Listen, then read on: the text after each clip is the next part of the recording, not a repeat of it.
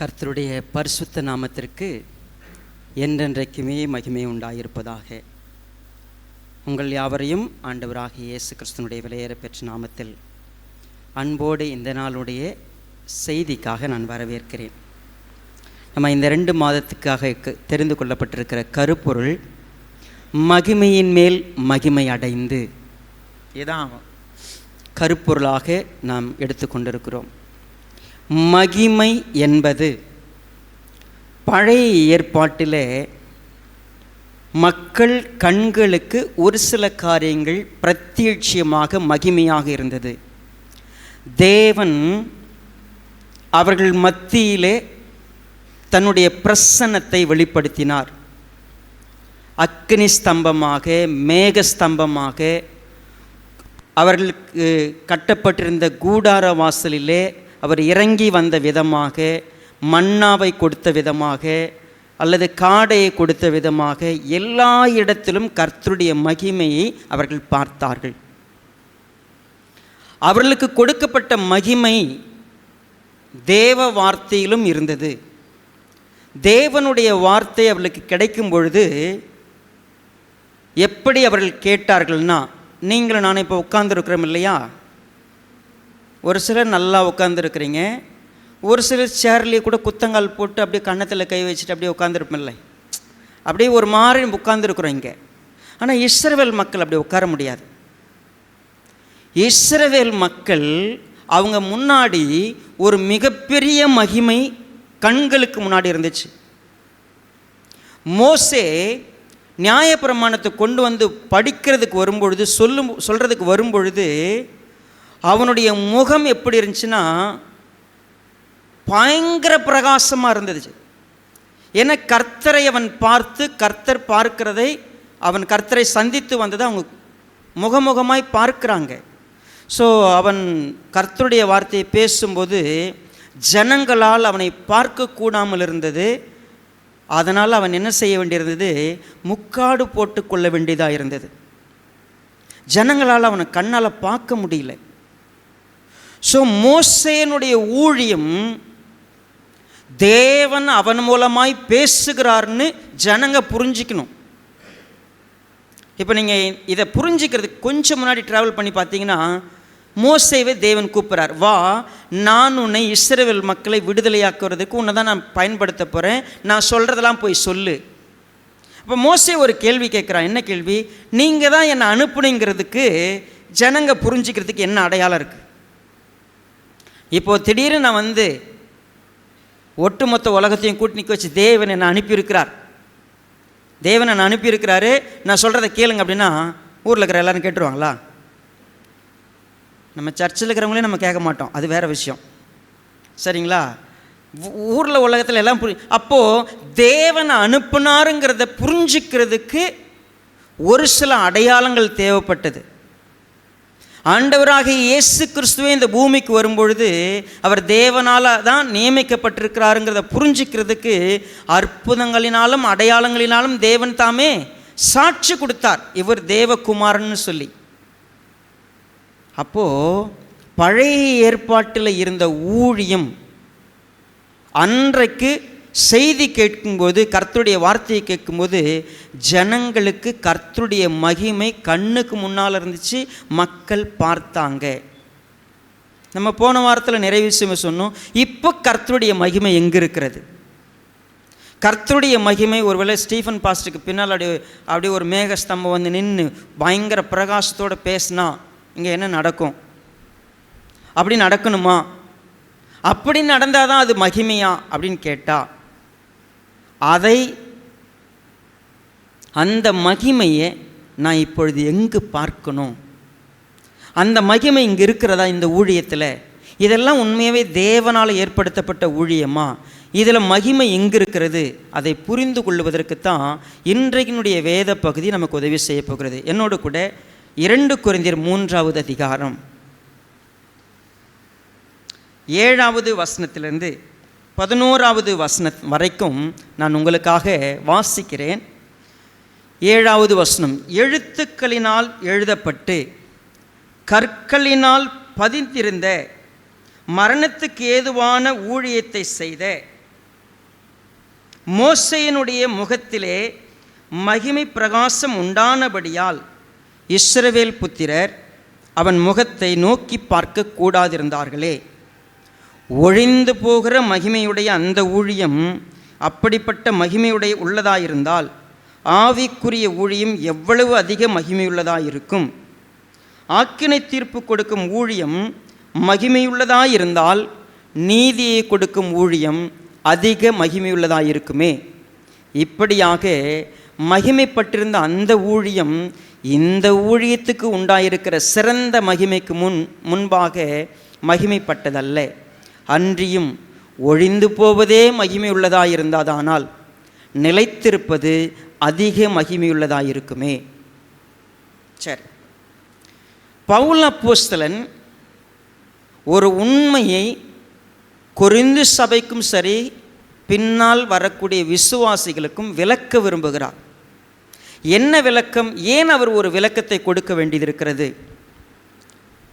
பவுல் அப்போஸ்தலன் செய்யக்கூடிய ஊழியம் மகிமையான ஊழியமாக யாராலும் பார்க்கப்படவில்லை. தேவனுடைய மகிமை இந்த ஊழியத்தில் இருக்கிறதாக யாரும் எடுத்துக்கல. ஏன் எடுத்துக்கல? இந்த ஊழியத்தில் கண்டிப்பு இருக்கிறது, இந்த ஊழியத்தில் எச்சரிப்பு இருக்கிறது, இந்த ஊழியத்தில் திருத்துதல் இருக்கிறது. இந்த ஊழியம் பழைய ஏற்பாட்டில் இருந்த ஊழியத்தை போல மகிமையான ஊழியமாக இல்லை. எங்கெங்க அந்த மகிமையை காணும்? மகிமை வரணும்னா என்ன பண்ணலாம்?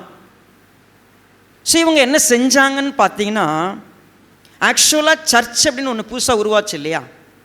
சர்ச்சு உருவானதை நிறைய பேரால் ஏற்றுக்க முடியல. இப்போ ஒரு காரியம் உருவானா அந்த காரியம் வேதத்திலிருந்து இல்லை இருக்கணும், வேதத்தின்படி இருந்தால் தானே அந்த காரியத்தை ஏற்றுக்க முடியும். இதை தேவன் சொல்கிறாருன்னு எப்படி ஏற்றுக்க முடியும்? திடீர்னு ஒருத்தர் வந்து சொல்கிறாரு, பழைய ஏற்பாடெல்லாம் அப்படிலாம் வேண்டாம், வேறு ஒரு முறை இருக்கிறது, இந்த முறையை நான் சொல்கிற மாதிரி கேளுங்கன்னு சொன்னால் கொஞ்சம் ஏற்றுக்கிறது கஷ்டமாக இருக்குது எல்லாருக்கும். இப்போ நீங்களும் நானும் என்ன பண்ணியிருக்கிறோம்?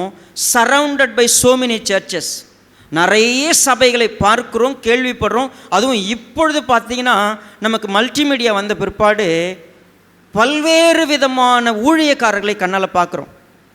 அவங்க நடத்துகிற விதம், அவங்க பேசுகிற விதம், அவங்களுடைய சபையினுடைய செயல்பாடுகள், இதெல்லாம் ஒருவேளை இங்கே இருக்கிற சபைக்கும் மற்ற சபைக்கும் நிறைய வித்தியாசம் இருக்கிறது. நமக்கே ஒரு குழப்பம் இருக்குது. எங்க இந்த சபை வசனத்தின்படி தானே இருக்குது அப்படின்னு நமக்கே ஒரு குழப்பம் வருகிறது. நம்ம யோசிக்கிறோம், எது உண்மைன்னு நமக்கு புரியல. அங்கே வேதம் பேசுகிறார்கள், அங்கே சபையில் பாட்டு பாடுறாங்க, கர்த்தர் தானே சொல்கிறாங்க, எல்லாம் சரியாக இருக்கிறதே, எங்கெங்கே குழப்பம் இருக்குது? கொரிந்து சபை இப்படிப்பட்ட குழப்பத்துக்கு வர்றதுக்கு மெயின் ரீசன் என்னன்னு கேட்டிங்கன்னா, பவுல் அப்போஸ்தலனுடைய உபதேசம், அவனுடைய வழிமுறை யாருக்கும் பிடிக்கல. பவுல் அப்போஸ்தலனுடைய ஊழியத்தை அங்கீகரிப்பதற்கு கஷ்டமாக இருக்குது. இன்னும் சொல்லப்போனால் அவர் மூலமாக தான் சுவிசேஷமே பரவுச்சு. சுவிசேஷம் பரவின உடனே இயேசு கிறிஸ்துவை ஏற்றுக்கொள்ள வந்துட்டாங்க. வந்தவங்க மனசுக்குள்ள ஒரு கசப்பு உணர்வு உருவாகிட்டு இருக்குது. என்ன தெரியுமா? இவர் செய்கிறது ஏதோ தப்பு மாதிரி தெரியுது, மற்றவங்களாம் சரியாக செய்கிற மாதிரி தெரியுது. ஆக்சுவலாக பவுல் மூலமாக தான் கொரிந்து சபைக்கு சுவிசேஷமாக போச்சு. ஆனால் சுவிசேஷத்தை வாங்கினவங்க, அவங்க சபைக்குள்ளே வந்தவங்களுக்கு கொஞ்ச நாள் கழித்து பவுல் மேலே டவுட் வர ஆரம்பிச்சிருச்சு, பவுல் சரியில்லைன்னு தோண ஆரம்பிச்சிச்சு. இதுக்கு என்ன காரணம்? குறிப்பாக நீங்கள் கவனித்து பார்த்தீங்கன்னா, அப்போஸ்தலர் நடவடிக்கைகள் 15வது அதிகாரத்துக்கு என் கூட வாங்க. அப்போஸ்தலர் 15.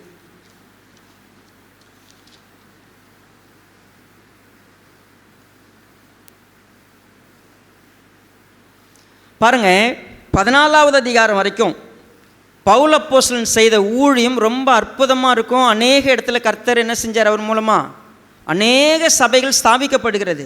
15:1 சிலர் யூதேயாவிலிருந்து வந்து, நீங்கள் மோசேயினுடைய முறைமையின்படியே விருத்தச்சேதனம் அடையாவிட்டால் ரட்சிக்கப்பட மாட்டீர்கள் என்று சகோதரருக்கு போதகம் பண்ணினார்கள். சர்ச்சில் ஒரு குரூப் வந்து என்ன பண்ணிட்டாங்க? நீங்கள் மோசேயினுடைய நியாயப்பிரமாணத்தின்படி விருத்த சேதனம் பண்ணலன்னா நீங்கள் முழுமையாக ரட்சிப்பு அடைய முடியாதுன்னு போதகம் பண்ண ஆரம்பிச்சிட்டாங்க. கவனிக்கிறீங்களா? இப்போது மோசேயினுடைய நியாயப்பிரமாணம் நிச்சயம் தள்ளப்படக்கூடாது, அங்கே சொல்லப்பட்டதின்படி ஒரு விருத்த சேதனம் நடக்கணும்னு சொல்கிறாங்க. 5வது வசனத்தை பாருங்க. அதில் பரிசேய சமயத்தாரில் விசுவாசிகளான சிலர் எழுந்து அவர்களை விருத்த சேதனம் பண்ணுகிறதும் மோசேயின் நியாயப்பிரமாணத்தை கை கொள்ளும்படி அவர்களுக்கு கற்பிக்கிறதும் அவசியம் என்றார்கள். விசுவாசியா இருக்கிற கொஞ்சம் பேர் கலவரம் பண்றாங்க. என்ன கலவரம் பண்றாங்க? மோசேயினுடைய நியாயப்பிரமாணத்தை அப்படியே கடைபிடிக்கணும், விருத்த சேதனமும் பண்ணணும். இயேசுவை ஏற்றுக்குங்க, இயேசுவும் வேணும், நியாயப்பிரமாணம் வேணும். ஏன்டா நீங்கள் இப்படி? இவன் வந்து என்ன சொல்கிறான்? மோசே சொன்னதெல்லாம் விட்டுரு, இப்போ இயேசு சொல்கிறது கேள். மோசே சொன்னதில் எல்லாத்துலேயும் மையம் இயேசுன்னு ஒருத்தர் இருக்கிறாருன்னு பாருன்னு புதுசாக ஒரு உபதேசம் பண்ணிட்டு இருக்கிறான். இவன் மோசேயோட பெரியாளா? மோசே எப்படிப்பட்ட ஊழியக்காரன்? மோசேவை விட்டுட்டு ஒருத்தன் வேணான்னு சொல்கிறான்னா அவன் யாரால் உண்டானவன் இல்லை? தேவனால் உண்டானவன் இல்லை. 21வது வசனத்தை பாருங்க. மோசேயின் ஆகமங்கள் ஓய்வு நாள் தோறும் ஜெப ஆலயங்களில் வாசிக்கப்பட்டு வருகிறபடியால் பூர்வ காலம் தொடங்கி சகல பட்டணங்களிலும் அந்த ஆகமங்களை பிரசங்கிக்கிறவர்களும் உண்டே என்றான். பாருங்க, ஒவ்வொரு வாரமும் மோசேயினுடைய ஆகமங்கள் தான் பிரசங்கிக்கப்படும். மோசேயினுடைய ஆகமங்களில் என்ன சொல்லப்படுகிறதோ அதுதான் சொல்லப்படும். இப்போ சபைன்னு ஒன்று ஸ்தாபிக்கப்பட்ட பிற்பாடு மோசே தள்ளும் பொழுது மோசே சொன்னதை இல்லைப்பா இயேசு சொல்கிறத கேளுப்பான்னு சொன்னால் இப்போ இவங்களுக்கு ஒரு டவுட் வருது. என்ன டவுட்னா, மோசே வேணான்னு சொன்னால் இப்போ நீ சொல்கிறத நான் இப்படி எடுத்துக்கிறது. இப்போ கவனிங்க, இந்த மாதிரியான செட்டப்பில் இருந்தவங்களுக்கு தான் மகிமையான ஊழியம்னா என்ன? மகிமைனா நீங்கள் என்ன நினச்சிட்டீங்க?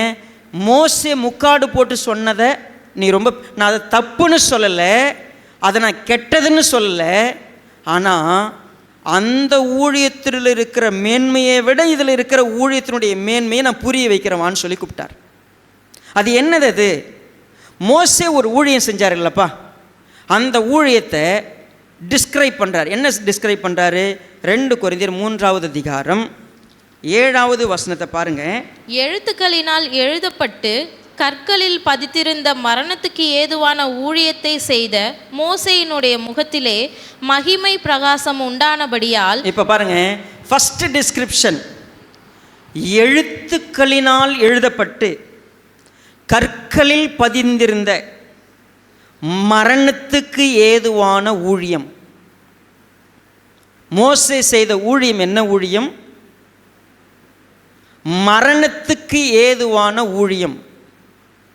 இன்னும் சொல்ல போனால் 9வது வசனம், ஆக்கினை தீர்ப்பு கொடுக்கும் அந்த ஊழியம் என்ன ஊழியம்? ஆக்கினை தீர்ப்பு கொடுக்கும் ஊழியம். 8வது வசனத்தினுடைய முதல் பகுதி, ஒழிந்து போகிற மகிமையுடைய அந்த ஒழிந்து போகிற மகிமையுடைய அந்த ஊழியம். அப்போ 3 விஷயங்களை டிஸ்கிரைப் பண்ணுறார். 1, அந்த ஊழியம் ஒழிந்து போகிற ஊழியம், அது நிலையாக கடைசி வரைக்கும் இருக்கிற ஊழியம் இல்லது, அது கொஞ்ச நாளில் அந்த ஊழியத்தை நிறுத்திடுவார். 2வது, அது ஆக்கினை தீர்ப்பு கொடுக்கும் ஊழியம். முதல்ல அதை சொல்லும் பொழுது அது மரணத்துக்கு ஏதுவான ஊழியம். என்ன ஊழியம்? ஆக்சுவலாக மோசே வந்து நின்று பிரசங்கம் பண்ணுறாரு வச்சுங்களேன். எக்ஸாம்பிளுக்கு நீங்கள் யாத்திரையாகமம் 34 முதல்ல கையில் எடுத்துக்கலாம். யாத்திரையாகமம் 34.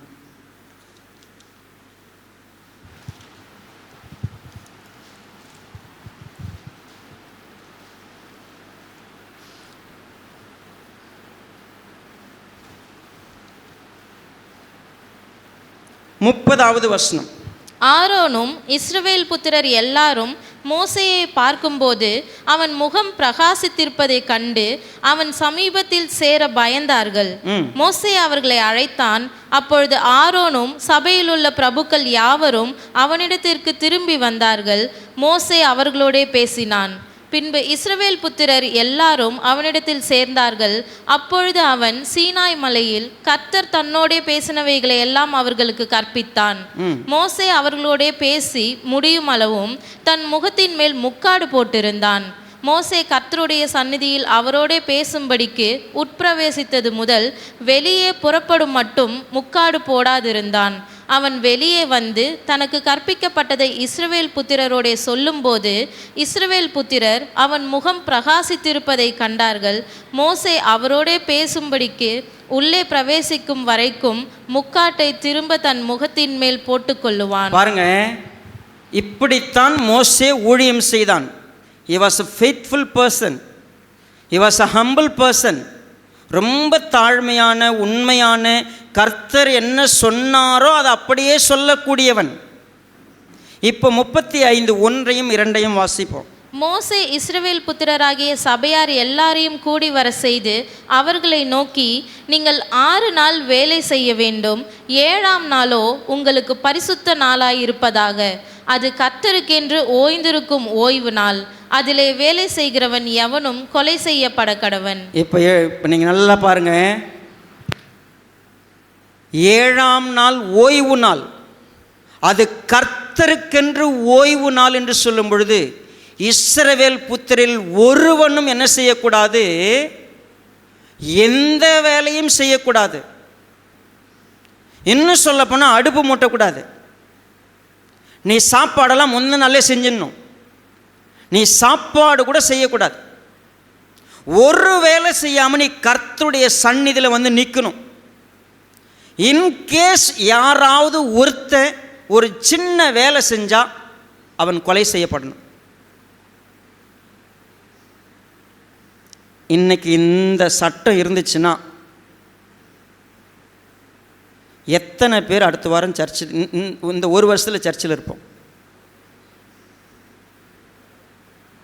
நீங்கள் நினச்சி பாருங்கள்.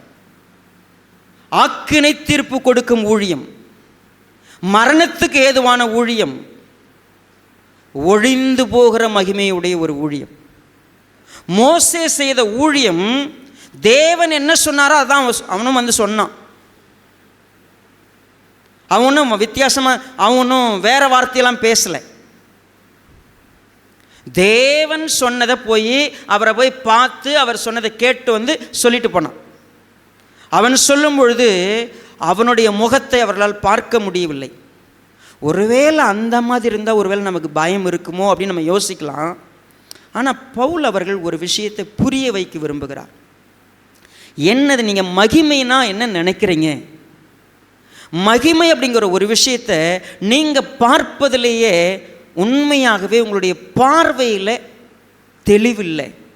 நான் உங்களுக்கு புரிய வைக்க விரும்புகிறேன். மகிமையின் மேல் மகிமை அடையிறதுனா என்னன்றதில் நீங்கள் புரிஞ்சுக்கணும். முதல்ல மகிமை எங்கு இருக்கிறது?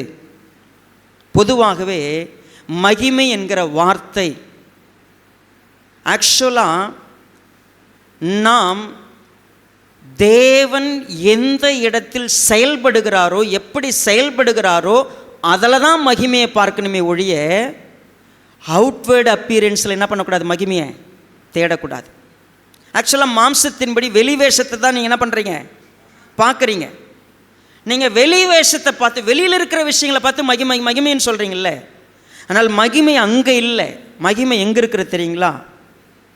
தேவன் ஒரு மனிதனுடைய உள்ளத்தில் செயல்பட விரும்புகிறார். பழைய ஏற்பாட்டில் பார்த்தீங்கன்னா அப்படிப்பட்ட உபதேசத்தை கொண்டு வந்த மோசே சொல்லும் பொழுது இஸ்ரவேல் ஜனம் பயந்து நடுங்கி என்ன பண்ண மாட்டாங்க தெரியுமா? ஓய்வு நாள் கட்டளையை மீற மாட்டாங்க. ஓய்வு நாள் கட்டளை எப்படி மீறப்படாது இருக்கும்? ஏன்னா மீறினா என்ன ஆகிடும்? செத்துருவோம். இப்போ உதாரணத்துக்கு நீங்கள் எடுத்துக்கிட்டிங்கன்னா, நீ இந்த விஷயங்களை புசிக்கக்கூடாதுன்னு ஒரு சில காரியங்களில் ரெஸ்ட்ரிக்ஷன் இருக்குது. அப்படி சாப்பிட்றவன் அருவருப்பானவன். ஒரு சில விஷயங்களை ரொம்ப மீறும் பொழுது இஸ்ரவேல் புத்திரரை சேர்ந்து கல்லால் அடித்து கொள்ளணும். நீ அந்நிய நுகத்தில் பிணைக்கப்படக்கூடாது. அப்படி யாராவது செஞ்சா, அப்படி ஒருவேளை உங்கள் குடும்பத்தில் உங்களை அப்படி கூட்டு போகிறாங்கன்னு தெரிஞ்சா, உங்களை நயம் காட்டினா அவங்கள நீங்கள் கல்லால் அடித்து கொள்ளணும். இது பழைய ஏற்பாடு. ரொம்ப ஸ்ட்ரிக்ட்டு. ஒரு பிள்ளை அப்பா அம்மாவை விக்கிரகத்தை வணங்குறதுக்கு கூப்பிட்டு போனால், ஒரு அப்பா அம்மா பிள்ளைய விக்கிரகத்தை வணங்குறதுக்கு கூப்பிட்டு போனால், அது தெரிஞ்சால் நீங்கள் அவர்களை கொலை செய்யணும். நீங்கள் பாரபட்சமே பார்க்கக்கூடாது. இது சட்டம். இந்த சட்டத்தை பேசுகிறப்போ ஜனங்களுக்கு பயந்து நடுங்கி இருந்தாங்க. ஆனால் உண்மையாகவே தேவன் இந்த கட்டளையில் கொடுக்கறது சட்ட திட்டத்தில் பயமுறுத்தி வைக்கிறதுக்கு பதில் இதற்குள்ளாக ஒரு உண்மையை உள்ளே ஒளிச்சு வச்சிருந்தார். என்ன வச்சிருந்தாரு? நீ பயந்து சட்டத்துக்கு பயந்து நீ எனக்கு பயப்படுற பயம் எனக்கு வேண்டாம். நீ உன் தேவனாகிய கர்த்தரிடத்தில் முழு இருதயத்தோடும் முழு ஆத்துமாவோடும் முழு பலத்தோடும் நீ அன்பு கூர்ந்து நீ என்னை நேசிச்சா இதை செய், என்னை நேசிச்சா இதை செய்யாது. அங்கே சொல்லி பார்த்தார். இப்போ என்ன செஞ்சார்? எல்லா இருதயமும் கல்லான இருதயமாக இருக்குது. நான் அதுக்கு சதையான இருதயத்தை தருவேன். அப்போ என்ன செய்வேன்? என்னுடைய ஆவியை நான் தருவேன். என்னுடைய ஆவியானவர் தருவேன். அந்த ஆவியானவர் வந்து என்ன செய்வார் தெரியுமா? இருதயங்களில் எழுதுகிற வேலையை செய்வார். பழைய ஏற்பாட்டில் கல்லில் எழுதி வைக்கப்பட்டிருக்கு சட்டம். அந்த கல்லுக்கு எழுதி வைக்கப்பட்டிருக்கிற சட்டத்தை பார்த்து மக்கள் பயந்தாங்க. இப்போ நான் என்ன செய்வேன்? விருத்த சேதனங்கிறத மாம்சத்தில் பண்ணாமல் நான் எங்கே பண்ண விரும்புகிறேன்? இருதயத்தில் பண்ண விரும்புகிறேன். இப்போ இவங்கெல்லாம் என்ன பண்ணிக்கிட்டாங்க? எல்லாம் வெளிப்புறமாய் செய்கிற விஷயத்தை தான் சொன்னாங்களே ஒழிய புதிய ஏற்பாட்டு ஊழியம் வெளிப்பிரகாரமானது அல்ல. எல்லாம் எங்கே நடக்கணும்? இருதயத்தில் நடக்கணும். ஆக்சுவலாக நான் சர்ச்சுக்கு வந்தேன்ல, இயேசு ஏற்றுக்கிட்டேன்ல, நான் வந்த நாள் முதல் இந்த நாள் வரைக்கும் என் இருதயத்தில் எழுதுகிற வேலையை தான் யார் செய்கிறா? ஆவியானவர் ஒருத்தர் கொடுக்கப்பட்டார் இல்லையா? அந்த ஆவியானவருடைய வேலை என்ன? அவர் வந்து பாவத்தை குறித்தும் நீதியை குறித்தும் நியாயத்தீர்ப்பு குறித்து என்ன பண்ணுவார்? கண்டித்து உணர்த்துவார். நான் வேற ஒரு தேற்றவாளனை உங்களுக்கு அனுப்புவேன். அவர் வருவார். அவர் வந்து உங்கள் இருதயங்களில் எழுதுவார். இது யார் மூலமாக இது நடக்கும்? ஆக்சுவலாக இப்போ அதுதான் பெரிய கேள்வி. இப்போ பவுல் அவர்கள் என்ன ஆர்கியூ பண்ணுறாரு? இந்த தகுதி எங்களால் ஏற்பட்ட தகுதி இல்லை. யார் ஏற்படுத்தினது? தேவன் தான் ஏற்படுத்தினார். தேவன் ஏற்படுத்துகிறாருங்கிறதுக்கு நீங்கள் அத்தாட்சி தேடிக்கிட்டு இருக்கிறீங்க. ஏன்? எப்படி தேடுவீங்க? ஆக்சுவலாக ஊழியம்னா என்ன நினச்சிக்கிட்டு இருக்கிறீங்க? ஆர்ப்பரிக்கிறது, ஆட்டம் போடுறது, மகிமைன்னு சொல்லி குதிக்கிறது, உங்களை நீங்கள் திருப்தி பண்ணிக்கிட்டு போகிறது, உங்களுக்கு சந்தோஷமாக இருக்கிற விஷயங்களை செஞ்சுக்கிட்டு போகிறது, கடமைக்கு சர்ச்சில் இருக்கிறது, விருப்பம் இருந்தால் வர்றது, வேலை இருந்தால் போகிறது அப்படின்னு நினச்சிக்கிட்டு இருக்கிறீங்களா? இல்லை. சர்ச் அப்படிங்கிற விஷயம் என்னது? இப்போ 2 கொரிந்தியர் 3வது அதிகாரத்தை கொஞ்சம் உற்று கவனிக்கலாம். தேவனுடைய மகிமை எப்படி செயல்பட விரும்புகிறதுன்னு கொஞ்சம் கவனித்து பார்த்தா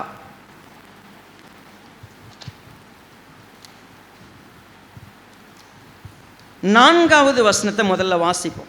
நாங்கள் தேவனுக்கு முன்பாக கிறிஸ்துவின் மூலமாய் இப்படிப்பட்ட நம்பிக்கையை கொண்டிருக்கிறோம். எங்களால் ஏதாகிலும் ஆகும் என்பது போல. இப்ப நல்ல கவனிங்க. என்னால ஏதாவது ஆகுமா, நான் ஏதாவது செய்ய முடியுமான்னு கேட்டா நத்திங்.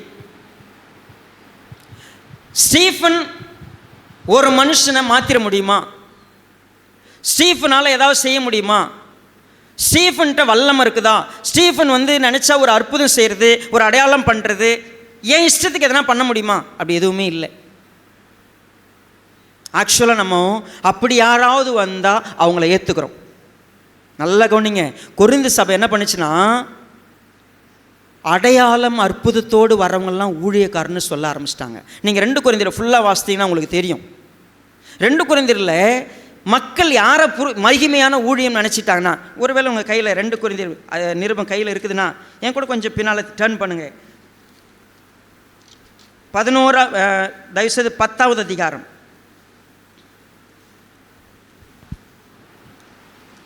4வது வசனத்தை பாருங்க. எங்களுடைய போராயுதங்கள் மாம்சத்துக்கு மன்னிக்கணும், 2 கொரிந்தியர் 11:4. எப்படியெனில் உங்களிடத்தில் வருகிறவன் நாங்கள் பிரசங்கியாத வேறொரு இயேசுவை பிரசங்கித்தானால், அல்லது நீங்கள் பெற்றிராத வேறொரு ஆவியையும் நீங்கள் ஏற்றுக்கொள்ளாத வேறொரு சுவிசேஷத்தையும் பெற்றீர்களானால் நன்றாய் சகித்தீர்ப்பீர்கள். பாருங்க, உங்களுக்கு என்ன பிடிக்குன்னு கேட்டா, நான் ஒரு இயேசுவை பிரசங்கிச்சு தெரியுமா, அந்த இயேசு இல்லாத வேறு ஒரு இயேசு, அந்த சுவிசேஷம் இல்லாத வேறொரு சுவிசேஷம், அந்த ஒருவேளை ஆவி இல்லாத வேறொரு ஆவி உங்கள்கிட்ட இருந்துச்சுன்னா உங்களுக்கு ரொம்ப பிடிக்குது. ஏன் பிடிக்குதுன்னு கேட்டால், அந்த ஆவி நீங்கள் நினைக்கிற மாதிரி ஆவியாக இருக்குது. அந்த சுவிசேஷம் நீங்கள் விரும்புகிற சுவிசேஷம், அந்த இயேசு நீங்கள் விரும்புகிற இயேசு. நான் இப்போ பிரசங்கிக்கிற இயேசு உங்களுக்கு பிடிக்கல, நான் சொல்கிற சுவிசேஷம் உங்களுக்கு கஷ்டமாக இருக்குது, நான் என்னுடைய பிரசங்கத்தை பார்த்தா உங்களுக்கு பைத்தியக்காரத்தனமாக தெரியுது. பவுல் எழுதின ஒவ்வொரு வார்த்தையும் நான் நோட் பண்ணி அன்லைன் பண்ணி எப்படி பார்த்துருக்குறேன்னா, இந்த சாப்டரில் அவங்க சொல்லும் பொழுது குறிப்பாக 5:13, இந்த 11 வச்சுக்கிட்டு 5:13 பாருங்கள். நாங்கள் பைத்தியம் கொண்டவர்கள். பவுலை எல்லாரும் என்ன நினச்சுன்னுக்குறாங்க? பைத்தியக்காரங்க. ஆக்சுவலாக சொல்ல போனால் இவன் ரொம்ப வேஸ்ட் ஃபெலோ, என்ன ஊழியம் இது. இன்னும் சொல்ல போனால் இந்த கொரிந்து சபை பவுலை புத்தியீனன்னு நினச்சாங்க. 11:16 பாருங்க. பின்னும் நான் சொல்லுகிறேன், ஒருவனும் என்னை புத்தியீனன் என்று எண்ண வேண்டாம். என்னது? ஒன்று பைத்தியக்காரன், இன்னொருத்தன் ஹலோ நம்ம லாங்குவேஜில் சொல்லுனா சரியான மென்டலுங்க இந்த ஆள். ஊழியம்னா எப்படி இருக்கணும்? மோசே ஊழியம் எப்படி இருந்துச்சு? இது என்ன ஊழியம்? என்ன நடக்குதுங்க? வந்தால் உட்கார வச்சு 1 மணி நேரம் பிரசங்கம் பண்ணி என்ன ஒரு உற்சாகம் இருக்குதா இங்கே? ஏன்னா ஒரு பாட்டு பாடுறீங்க, எப்படி பாடுறீங்க? ஒரு ஆவி இல்லைங்க, இங்கே ஒரு அனல் இல்லைங்க, இங்கே இது என்ன ஊழியம்? இது சரியான பைத்தியக்காரத்தனமாக இருக்குல்ல இது. இதில் எங்கே மகிமையை பார்க்குறது? ஒரு சில சபையில் போனீங்கன்னா புகை போடுறாங்க பாருங்கள், கலர் லைட்டோட புகையோடு அப்படி பாஸ்ட் நின்னாரா எப்படி இருக்குது? என்ன மகிமை! உண்மையாகவே ஒரு சில சர்ச்செலாம் மகிமையாக இருக்குது. இங்கே விட்டா உட்கார வச்சு இந்த வசனத்தை திருப்புன்றாங்க, அந்த வசனத்தை திருப்புன்றாங்க, இதை எடுன்றா அது என்னடா பிரசங்கம் இது? ஏன்னா ஒன்று புரியுதா? நமக்கு ஒன்றுமே புரியல. உண்மையாகவே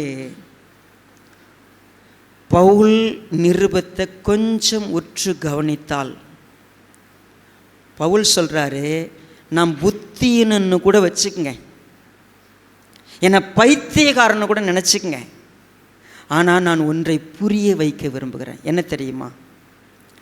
நான் இந்த ஊழியத்துக்கு தானாக வரல, என்னை தகுதிப்படுத்தினவர் அவர்தான். என்னை தகுதிப்படுத்தினாரா? என்ன தெரியுமா சொன்னார்? என்னை கூப்பிட்டாரு, பவுலே நான் ஒரு ஊழியத்தை உன் கையில் கொடுக்குறேன், இந்த ஊழியம் என்னால் ஆயத்தப்படுத்தப்பட்டது, அந்த ஊழியத்தை செய்கிறதுக்கு நான் உன்னை தகுதிப்படுத்துகிறேன், உன்னை உருவாக்குறேன், நீ இதை போய் மக்களுடைய இருதயத்தில் கொண்டு போய் சேர்க்கணும், நீ பிரசங்கிக்கணும், அப்போ ஒன்று நடக்கும். என்ன நடக்கும் தெரியுமா? நீ பேச பேச பேச நான் கொடுக்குற ஆவியானவர் உள்ளே இருக்கிறார்ல, உள்ளே தங்கி இருக்கிறார்ல, அவர் என்ன தெரியுமா செய்வார்? ஒரு விசுவாசினுடைய இருதயத்தில் எழுத ஆரம்பிப்பார். ஒரு விசுவாசினுடைய இருதயம் தேவனுடைய வசனத்தினாலே எழுதப்பட ஆரம்பிக்கும். சுவிசேஷத்துக்கு செவி கொடுக்கிறதுக்கு விரும்பினவங்க கர்த்தருடைய வார்த்தையை கேட்கும்போது நான் அதனால தான் உங்ககிட்ட அடிச்சுக்கிறது. எப்படி உங்களால் இங்கே தூங்க முடியுது? எப்படி நீங்கள் வேறு மாதிரி உட்காந்துருக்கிறீங்க? நீங்கள் இங்கே வந்த நாள் முதற்கொண்டு ஆவியானவர் உங்கள் இருதயத்தில் எழுதுவதற்கான வேலையை செய்கிறார். என்ன ஊழியம் இது? நீதியை கொடுக்கும் ஊழியம், மகிமையின் மேல் மகிமை அடையும் ஊழியம், ஒரு மனிதனை ஆவியில் எளிமையுள்ளவனாய் மாற்றுகிற ஊழியம், ஒரு மனிதனை இருதயத்தில் சுத்தம் உள்ளவனாய் மாற்றுகிற ஊழியம், ஒரு மனிதனை நீதியின் மேல் பசிதாகம் உள்ளவனாய் மாற்றுகிற ஊழியம், ஒரு மனிதனை தேவனுக்கு பிரியமாய் உருவாக்குகிற ஒரு ஊழியம். அது எப்படி ஒரு மனுஷனால் பண்ண முடியுமா? ஒரு சாதாரண ஸ்டீஃபனால் செஞ்சிட முடியுமா? முடியவே முடியாது. அது ஆவியானவர் பேச, ஆவியானவர் கேட்கிற இடத்துல ஒரு மனிதன் ஒருவேளை பேதையின் இந்த இடத்துக்கு வந்திருந்தா அவன் ஞானியாக மாறியிருப்பான். ஒரு மனுஷன் தாழ்விலிருந்து இங்கே வந்திருப்பான், ஆனால் கர்த்தர் அவனை மேன்மையுள்ளவனாய் வளர்த்து கொண்டிருப்பார். நான் சபைக்கு வந்து எத்தனை வருஷம் ஆச்சு, என் இருதயத்தில் எழுதுவதற்கிற ஒரு ஊழியத்தை தேவன் ஏற்படுத்தினார். முன்னாடி கல்லில் எழுதின ஊழியம், முன்னாடி சட்டம், முன்னாடி யாராவது சொல்லணும், இந்த பாரு ஓய்வு நாளை பரிசுத்தமாக ஆசரிக்கலாம், நீ செத்துருவன்னு சொல்லணும். ஆனால் இப்போது ஒரு மனிதனுக்கு கர்த்தர் எழுத ஆரம்பித்த பிற்பாடு, பாஸ்டர் நான் இந்த வேலையை செய்யட்டுமான்னு வந்து கேட்க மாட்டான். ஏன்னா அவன் இருதயத்தில் என்ன பண்ணப்பட்டிருக்கோம்? சாராய கடைக்கு முன்னாடி போய் நின்றுங்கன்னு, பாஸ்டர் நம்ம பைபிளில் இப்படி எழுதியிருக்குதே, அதாவது தீமோத்தேயுக்கு எழுதி வச்சிருக்கிறார், என்ன பவுல் உன்னுடைய வயிற்றுக்காக நீ என்ன பண்ணேன், கொஞ்சம் திராட்சை ரசத்தை சேர்த்துக்குன்னு சொன்னார், அப்போ ஆல்கஹால் தான் நான் கொஞ்சம் குடிக்கட்டுமான்னு என்ன பண்ண மாட்டான், கேட்க மாட்டான். ஏன்னா அவன் இருதயத்தில் என்ன பண்ணப்படுது, என்ன எழுதப்படுது? உன்னுடைய சரீரம் தேவனுடைய ஆலயமாய், தேவன் தங்கி இருக்கிற ஆலயம், அதுக்குள்ளே நீ என்ன பண்ண முடியாது, ஒரு அசுத்தத்தை அவனுக்கு சொல்லப்பட்டிருக்கு, அவன் இருதயத்தில் எழுதப்பட்டிருக்கு. அவனுக்கு சட்டம் யாரும் சொல்லித்தர தேவையில்லை. அவன் இருதயத்தில் கொஞ்சம் கொஞ்சமாய் தேவன் எழுதுகிற வேலையை செய்கிறார். இப்போ நல்லா புரிஞ்சுங்க, மகிமைங்கிறத நீங்கள் 5 அப்பம் 2 மீன் 5000 பேருக்கு கொடுத்த விஷயம் மகிமைன்னு சொல்கிறீங்கல்ல, ஒருவேளை சிவந்த சமுத்திரத்தை மக்கள் கடந்து போனதை பெரிய மகிமைன்னு சொல்கிறீங்க இல்லையா, அது மகிமை தான். ஆனால் அதை விட மகிமை எதுன்னு கேட்டால், கல்லான இருதயத்தை நுனித்தோலை எடுத்துட்டு அவனுக்கு சதையான இருதயத்தை கொடுத்து அந்த இருதயத்தில் எழுதி ஒரு பாவியை பரிசுத்தவான மாத்திர ஊழியம்தான் பெரிய ஊழியம். ஒரு துரோகிங்க, ஒரு ஏமாத்துக்காரங்க, ஒரு அநியாயக்காரங்க, ஒரு விக்கிரகாராதனைக்காரங்க, அவன் உண்மையவே மூடனாயிருந்தான். ஆனால் அவனை தேவனை அறிகிற அறிவில் வளர்த்து தேவனுக்கு ஒப்பாக மறுரூபப்படுத்துகிற ஒரு ஊழியம் இருக்குல்ல, அந்த ஊழியம்தான் ஊழியம். சும்மா ஆடை விட்டு போயிட்டு வாங்கன்றதுக்கும், நீ கடமைக்கு வந்துட்டு போன்னு சொல்கிறதுக்கும், உன் இஷ்டப்படி வாழ்கிறதுக்குன்னு சொல்கிறதுக்கும் பேர்லாம் ஊழியம் இல்லை. நீ உன் வாழ்க்கையை பற்றி கண்டுக்காத ஒரு சபை இருக்குது, நீ எங்கே வாழ்ந்தாலும் பிரச்சனை இல்லை, காணிக்க கொடுத்தியான்னு பார்க்குற ஒரு ஊழியம் இருக்குது, அதெல்லாம் தேவனால் ஏற்படுத்தப்பட்ட ஊழியமே இல்லை. எந்த மனிதனையும் நான் கிறிஸ்துவுக்கு ஒப்பாக என்ன பண்ண பார்க்குறேன்? ஆமாம், எந்த மனிதனையும் தேறினவனாய் மாற்ற, எந்த மனிதனையும் கிறிஸ்துவுக்கு ஒப்பாக மாற்றுவதற்கு ஒரு ஊழியம் இருக்குது. அப்போது இவ்வளவு நாள் நான் பிரசங்கம் பண்ணும் பொழுது நான் உத்தமமாக பண்ணியிருக்கிறேன்னா, தேவன் சொன்னதை பேசியிருக்கிறேன்னா, எனக்கு அதுதான். உங்களுக்கு பிடிச்சிச்சு, உங்களுக்கு பிடிக்கல, நீங்கள் ஏற்றுக்கிட்டீங்க, ஏற்றுக்கல, அது மேட்ரே இல்லை. ஒரு விஷயம் முக்கியம், ஒருவேளை பைத்தியம் என்று தோன்றத்தக்கதாக, இந்த குறிப்பாக 2 கொரிந்தியரில் அவர் ஒரு வார்த்தையை சொல்கிறார், 4வது அதிகாரம்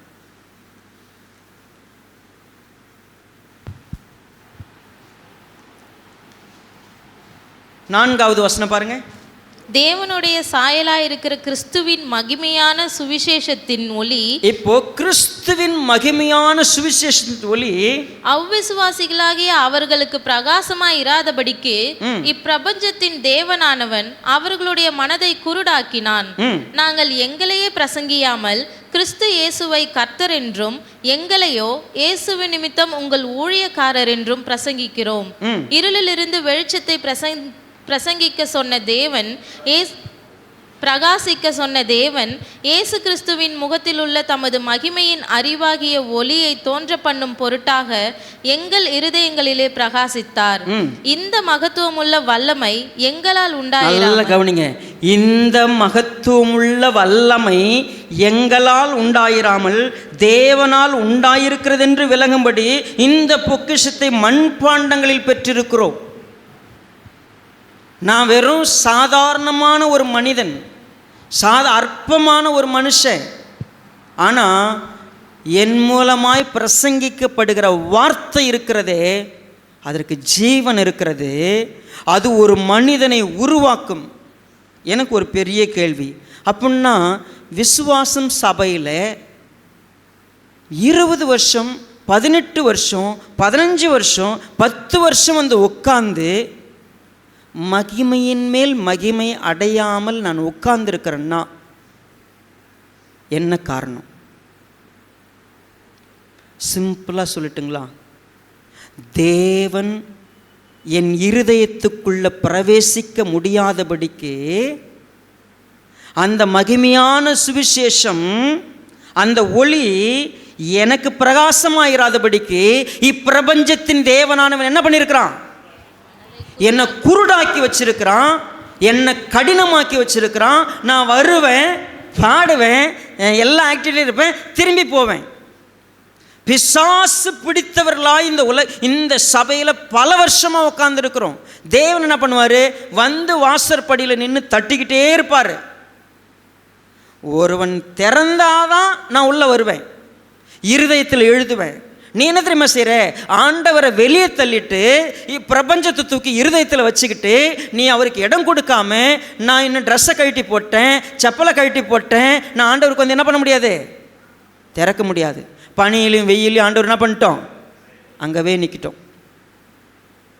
ஊழியக்காரன் என்ன விதமாக பிரசங்கம் பண்ணாலும் அதுக்கு எதிர்மறையான சிந்தையோடு உக்காந்துருப்பேன் நான். கொஞ்சம் பாஸ்டர் சத்தமாக பேசினார், இன்றைக்கி ஏன் பாஸ்டர் கோபமாக இருக்கிறாரு, பாஸ்டர் முகம் ஏன் இப்படி இருக்குது, பாஸ்டர் பிரசங்கம் ஏன் இப்படி இருக்குது?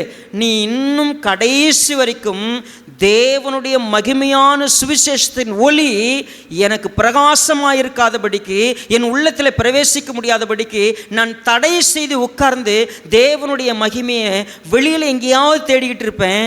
அவருடைய வார்த்தை என்னை ஒவ்வொரு நாளும் உருவாக்குறதுக்கு தாழ்மையாக வந்து, ஆண்டவரே இதுக்குள்ளே பிரவேசிங்க, நீங்கள் எழுதுங்க, என்னை மாற்றுங்கன்னு சொல்கிறதில்லை. ஆக்சுவலாக ஒரு கொலைகாரன் சாந்த குணம் உள்ளவன்னு பேர் பெற்றான் பழைய ஏற்பாட்டிலே. ஒரு கோபக்காரன், முன்கோபி, என்ன வேணால் ஆத்திரப்பட்டு செய்யக்கூடியவன். ஆனால் அவன் தேவனை புரிந்து கொள்ள கர்த்தரை பார்க்க பார்க்க பார்க்க பூமியில் சாந்த குணம் உள்ளவனாக மாறினான். நீங்கள் சொல்லுங்கள், மோசேயினுடைய வாழ்க்கையை திரும்பி பாருங்கள். மோசேயினுடைய ஃபஸ்ட்டு 40 வருஷம் அவன் இளவரசனாய், அடுத்த 40 வருஷம் ஆடு மேய்க்கிறவனாய், அவனுடைய லைஃப் என்னவா இருந்துச்சு? ஆரம்பத்தில் வந்தப்போ மோசேக்கு எப்படிப்பட்ட குணங்கள்லாம் இருந்துச்சு? கடைசியாக கர்த்தருடைய சமூகத்தை தரிசிக்க அவன் எப்படிப்பட்ட ஒரு மனிதனாய் மாறினான். நீங்கள் இத்தனை வருஷம் ஆச்சுல சபைக்கு வந்து தேவன் மகிமையே கொடுக்கிறார். மகிமை எங்கே கொடுக்குறாரு? நீங்கள் பாடும் பொழுதில்லை, நீங்கள் ஆடும் பொழுதில்லை, நீங்கள் ஜெபம் பண்ணும் பொழுதில்லை, நீங்கள் செய்கிற எந்த ஆக்டிவிட்டியும் இல்லை, உங்கள் இருதயத்தை கர்த்தர்கிட்ட கொடுத்து கர்த்தாவை எழுதுங்கன்னு சொல்கிறப்போ. ஆவியானவருடைய ஒரே ஒரு முக்கியமான வேலை என்ன தெரியுமா? நம் இருதயங்களில் எழுதுகிற வேலை. நம்ம இருதயத்தை அவர்கிட்ட கொடுக்குறோமான்னு கேட்டால் நம்ம கொடுக்கறதில்லை. கண் சொருகி போன குருடர்களாக உட்கார்ந்துருப்போம், கல்லான இருதயத்தோடு உட்கார்ந்துருப்போம், கடினத்தன்மையோடு உட்கார்ந்துருப்போம். ஒரு நாளும் கர்த்தருடைய வார்த்தைக்கு கீழ்ப்படுகிறதில்லை.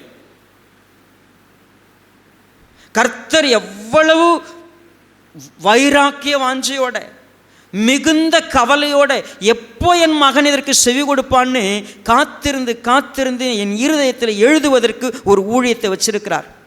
நான் இந்த ஊழியத்தை விட்டுறோம். எந்த ஊழியத்துக்கு போயிடும் தெரியுமா? அங்கே பாருங்கள் மகிமையான ஊழியம், இங்கே பாருங்கள் மகிமையான ஊழியம், அது ஊழியம், இது ஊழியம். ஒரு சபை இங்கு உருவாக்கப்பட்டுச்சு. ஆவியானவர் கொடுக்கப்பட்டார். எல்லாருக்கும் ஒரு சந்தேகம், இந்த சபைக்கு மட்டும்தான் ஆவியானவரே இல்லைன்னு நினச்சிக்கிட்டு இருக்கிறாங்க. நீங்கள் ஒருவேளை நீங்கள் வெளியில் போனீங்கன்னா, இந்த பக்கம் தொழுதூர் போனீங்களான்னு பெரம்பலூர் போனீங்க, இந்த சபை ஆவி இல்லாத சபை. என்னவோ பிசாசு அனுப்பி நான் இந்த பைபிள் வசனத்தெல்லாம் பிசாசு மூலமாக சொல்கிற மாதிரியே ஒரு கனவு. ஆவியானவர்லாம் எங்கே இருப்பார்? நீங்கள் ஆர்ப்பரிக்கிறதுல இருப்பார்னு நினச்சின்னுக்கிறாங்க, அந்நிய பாஷையில் இருக்கிறாங்கன்னு நினச்சிட்டு இருக்கிறாங்க. முட்டாள்தனமாக யோசித்து கர்த்தருடைய வசனத்தை முட்டாள்தனம் நினச்சிக்கிட்டு இருக்கிறோம். கர்த்தர் எங்கே தெரியுமா இருக்கிறாரு? இப்போது நீங்கள் பாடினீங்களே பாட்டு, அதில் இல்லை. நீங்கள் ஒரு வேளை உற்சாகமாக செய்கிற எந்த வேலையும் இல்லை, அவர் பேசுகிறாரு. இந்த பேசுகிற வார்த்தைக்கு செவி கொடுக்கறதுக்கு இருதயம் இல்லாமல், அது மாதிரி மாற்றப்படுறதுக்கு ஒப்பு கொடுக்காமல் உங்கள் நிலைமையோடவே நீங்கள் எழுந்து போவீங்கன்னா நீங்கள் ஒரு கண் சொருகி போன குருடர். ஒருவேளை நான் கர்த்தருடைய வார்த்தையை கேட்கறதுக்கு எனக்கு மனசு இல்லை, செவி கொடுக்க மனசு இல்லை, மாற்றிக்க மனசு இல்லை, அன்னைக்கு இருந்து அதே ஸ்டீஃபனா நான் இருக்கிறேன்னு சொன்னான், நான் ஒரு கண் சொருகி போன குருடன்.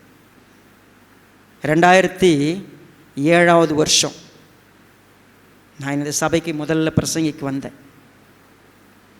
2007 இங்கே உட்கார்ந்து அந்த விசுவாசி இருக்கிறீங்க. 2009 உட்கார்ந்து அந்த விசுவாசி இங்கே இருக்கிறீங்க. 2007 2025 வருகிற வரைக்கும் ஒரு போதகனா என்னுடைய நிலையில், என்னுடைய குணங்களில் நான் மெருகூட்டி வரப்படுவதை உங்கள் கண்ணு பார்க்கலன்னு நீங்கள் சொல்லுங்கள். என்னுடைய உபதேசமும் சரி, என்னுடைய செயல்பாடுகளும் சரி, ஒவ்வொரு காலத்திலும் கர்த்தர் என்னை எப்படி நடத்தி கொண்டு போகிறார். அப்போ என்னுடைய வாழ்க்கையில் அது நடக்குது, ஏன் உங்கள் வாழ்க்கையில் அது நடக்கலை? நான் ஆவியானவருக்கு என்னை ஒப்பு கொடுக்கல. You are quenching the spirit of God. நீங்கள் ஆவியானவரை அவித்து போடுறீங்க. ஆவியானவர் உங்கள் இருதயத்தில் கொழுந்து விட்டு எரிந்து எழுத விரும்புகிறார், மகிமை வெளிப்பட விரும்புகிறது. இன்றைக்கு ஒரு வார்த்தை உங்கள் இருதயத்துக்கு பக்கத்தில் வரும்பொழுது நீங்கள் ஏற்றுக்கொண்டு கம்ப்ளீட்டாக சரண்டர் பண்ணும்போது முழு மாற்றம் வரும். நம்ம அதை செய்வோமா? செய்கிறதில்லை. இந்த சாப்டர் எல்லாம் படிக்கும் பொழுது ரொம்ப முக்கியமான ஒரு காரியத்தை மாத்திரம் நான் நினைவூட்டி இந்த செய்தியை முடிக்கலான்னு பார்க்குறேன். 2 கொரிந்தியர் 6வது அதிகாரம்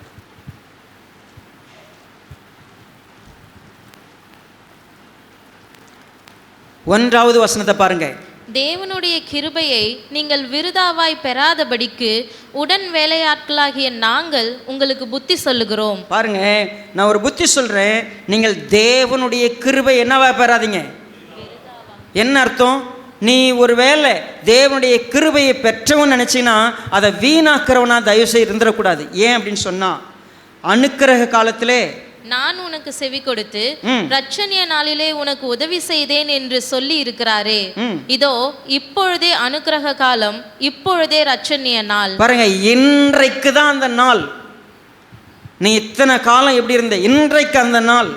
இந்த ஊழியம் குற்றப்படாதபடிக்கு நாங்கள் யாதொன்றிலும் இடரில் உண்டாக்காமல் எவ்விதத்திலேயும் எங்களை தேவ ஊழியக்காரராக விளங்க பண்ணுகிறோம். என்ன விதத்தில்? ஆனீங்களா, பாண்டிங்களா, அபிஷேகம் இருந்துச்சா, அப்படி இருந்துச்சா, இப்படி இருந்துச்சா? இல்லை. என்ன விதம்?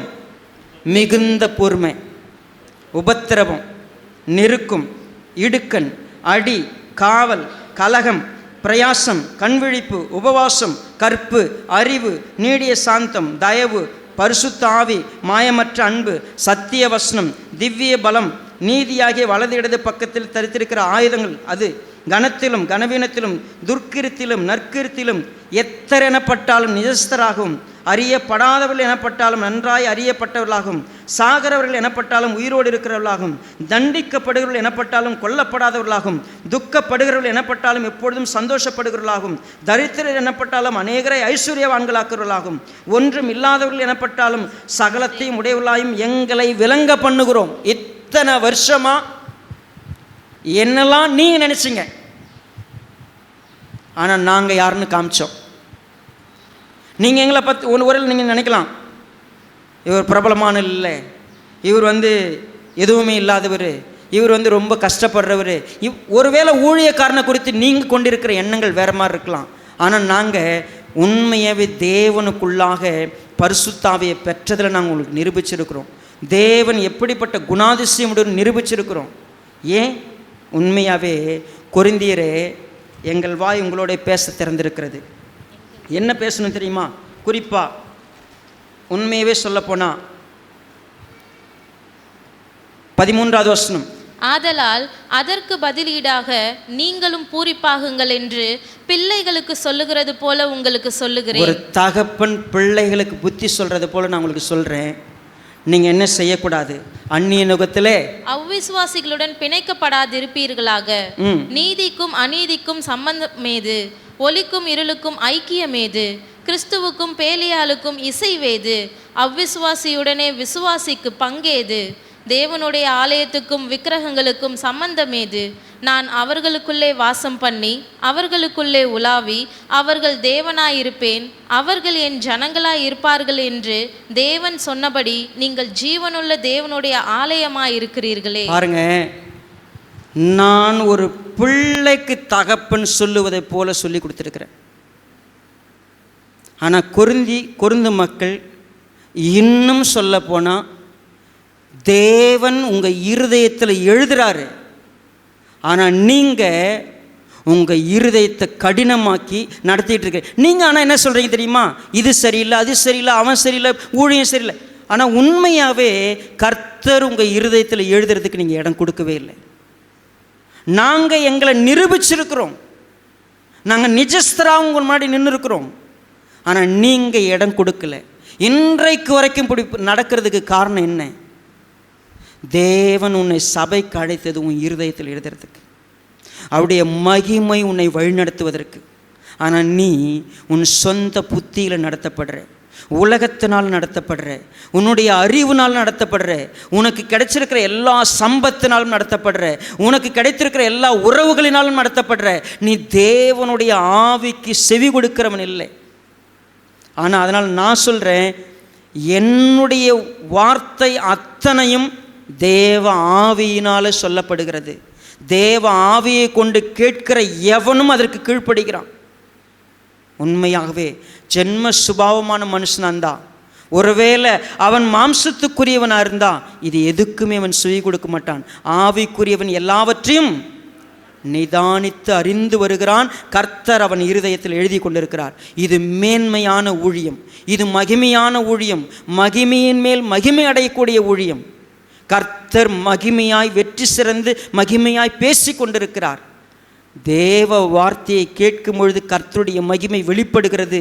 அது என் இருதயத்தில் கிரியை செய்கிறதுன்னு பார்க்கிறதை விட வேற எங்கேயாவது நீங்கள் மகிமையை தேடினீங்கன்னா வஞ்சிக்கப்படுவீர்கள். கர்த்தருடைய மகிமை 20 வருஷமாக இந்த இடத்துல பிரகாசமாக இருக்குது. ஒருவேளை இந்த ஊழியக்காரன் 18 வருஷமாக கர்த்தருடைய மகிமை ஒவ்வொரு சண்டேவும், ஒவ்வொரு புதன்கிழமையும், ஒவ்வொரு வெள்ளிக்கிழமையும் கர்த்தருடைய மகிமை பிரசன்னமாய் வெளிப்படுகிறது. நான் என் இருதயத்தை கொடுத்துருக்கிறேன்னா இல்லை இன்னும் கடினமாகவே இருக்கிறேன்னா? நீ என்ன சொல்கிறது, நான் என்ன கேட்கறது?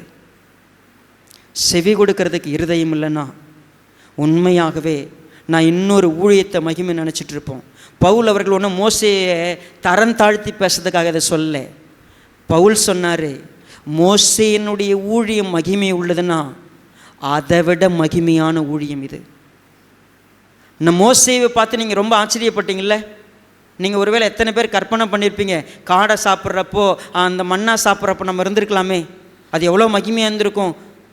பவுல் சொல்கிறாரு, அது அந்த மகிமையோட மகிமையான ஊழியம் இது. நாம் விசேஷித்தவர்கள்.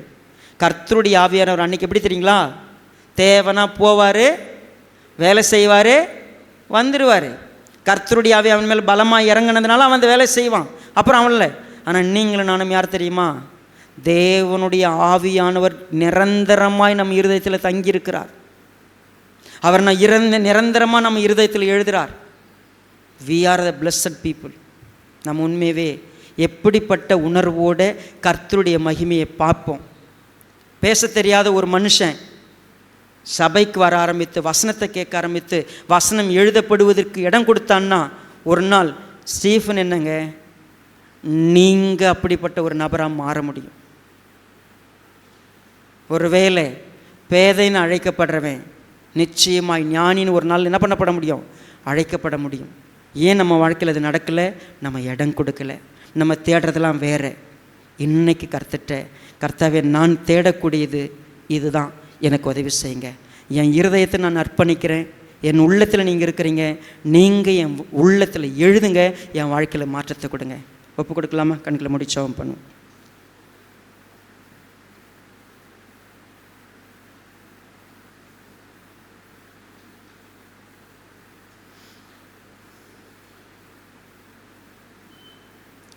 இரக்கமுள்ள நல்ல பிதாவே, இந்த வார்த்தைகளுக்காய் கோடான கொடி ஸ்தோத்திரம். ஆவியானவர் எங்கள் இருதயங்களில் எழுதி கொண்டிருக்கிறீர். இன்றைக்கு எழுதின வார்த்தைகளுக்கு கீழ்ப்படி இருதயத்தை தாங்க. உம்முடைய மகிமையான வார்த்தைகள் எங்களை உருவாக்கட்டும். உம்முடைய மகிமை இப்பொழுது எங்கள் மத்தியில் இருக்கிறது என்பதை உணரும்படியான ஒரு பாக்கியத்தை கொடுத்துருக்கிறீங்க. உதவி செய்யுங்க. இங்கே இருக்கிற ஒருவரும் வீணாய் போகாதபடிக்கு, கிருபையை வீணாய் பற்றி கொள்ளாதபடிக்கு, தேவன் யாரை கொண்டு எப்படிப்பட்ட ஊழியத்தை செய்து கொண்டிருக்கிறார் என்பதை உணர்ந்து கீழ்ப்படிதுள்ள இருதயத்தோடு ஒப்புக் கொடுக்க உதவி செய்யுங்க. இப்பிரபஞ்சத்தின் தேவனானவன் குருடாக்கி வைத்திருக்கிற ஒவ்வொருவரும் தெளிவடையத்தக்கதாக இருளுள்ள ஸ்தலத்தில் பிரகாசிக்கிற வெளிச்சத்தை போன்ற வசனத்தை கவனிக்க உதவி செய்யுங்க. கர்த்தாவே, உடைய தயவு ஆளுக செய்யட்டும், உடைய மகிமை நடத்திட்டும். இந்த வசனங்களை கேட்கிற ஒவ்வொருடைய இருதயம் கர்த்தரால் ஆளப்பட ஒப்புக் கொடுக்கிறோம். உடைய மகிமை வழிநடத்தும்படியாக அர்ப்பணித்து மீட்பெருமரும் இரட்சகருமாயிருக்கிற எங்கள் கர்த்தராகிய இயேசு கிறிஸ்துவின் நாமத்தில் தாழ்மையோடு வேண்டிக் கொள்கிறோம் நல்ல பிதாவே. ஆமேன்.